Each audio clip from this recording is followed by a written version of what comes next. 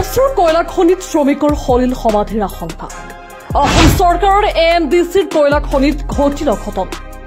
উমৰাংচুৰ 3 কিলোৰ কয়লা খনিত 15-20 জন শ্ৰমিক এতিয়ালৈকে আবদ্ধ AMDCৰ খনিত আবদ্ধ শ্ৰমিক উদ্ধাৰৰ নামত কেৱল সিঁচিছে পানী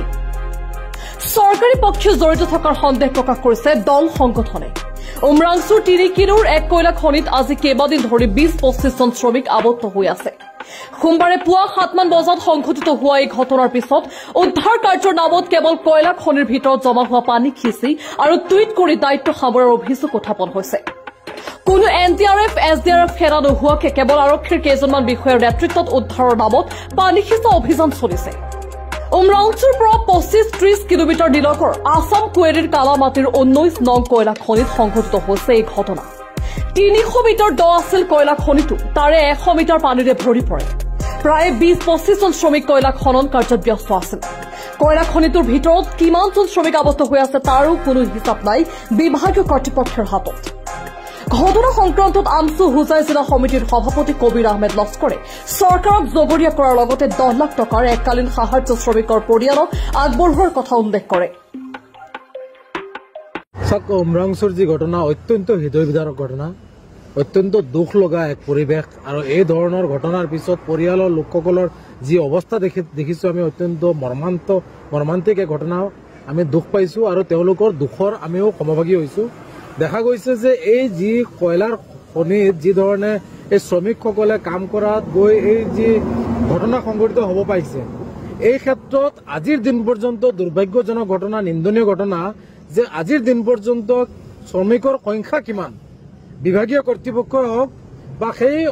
অবৈধ কয়লাৰ খনি চলাই থকা কৰ্তৃপক্ষই সেই সংখ্যাটো ওলাব পৰা নাই চৰকাৰ পক্ষৰ একাংশ বৰমূৰীয়া বিভাগীয় কৰ্তৃপক্ষ এই ক্ষেত্ৰত কি ধৰণৰ দায়িত্ব পালন কৰিছে এই বেদনাদায়ক হৃদয়বিদাৰক ঘটনাৰ পৰা জল পটপটকৈ ওলাই পৰিছে আমি স্পষ্টভাৱে ক'ব বিচাৰিছো যে এই চৰকাৰখনে এই অসমৰ বিভিন্ন প্ৰান্তৰ যি কেইজন শ্ৰমিক ইতিমধ্যে মৃত্যুমুখত পৰিছে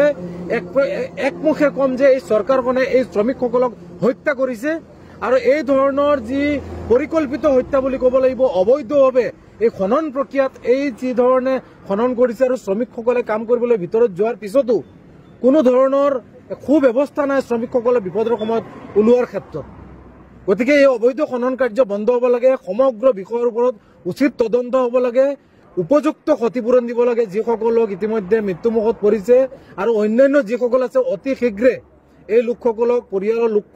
পৰিয়ালক সমজাই দিব লাগে মৃতদেহ হলেও সমজাই দিব লাগে এই ক্ষেত্ৰত চৰকাৰে গুৰুত্ব সহকাৰে নিজৰ দায়িত্বৰ কৰ্তব্য পালন কৰিব লাগে আৰু এই ধৰণৰ যে জঘন্য ঘটনা চৰকাৰখনে কৰি আছে এই বিভিন্ন সময়ত শ্ৰমিকসকলক হত্যা কৰা হৈ আছে এই ধৰণৰ জঘন্য ঘটনাৰ পৰা বিৰত থাকিব লাগে অন্যান্য যিবোৰ অবৈধ কাৰ্যকলাপ এই উমৰাংচুত চলি আছে এইবোৰ বন্ধ কৰি শ্ৰমিকসকলৰ নিৰাপত্তাৰ ক্ষেত্ৰত এক সুব্যৱস্থা সুপদক্ষেপ ল'বলৈ আমি আমচুৰ ফালৰ পৰা আহ্বান জনাইছো নিউজ ডেস্ক ৰিপৰ্ট সময় 24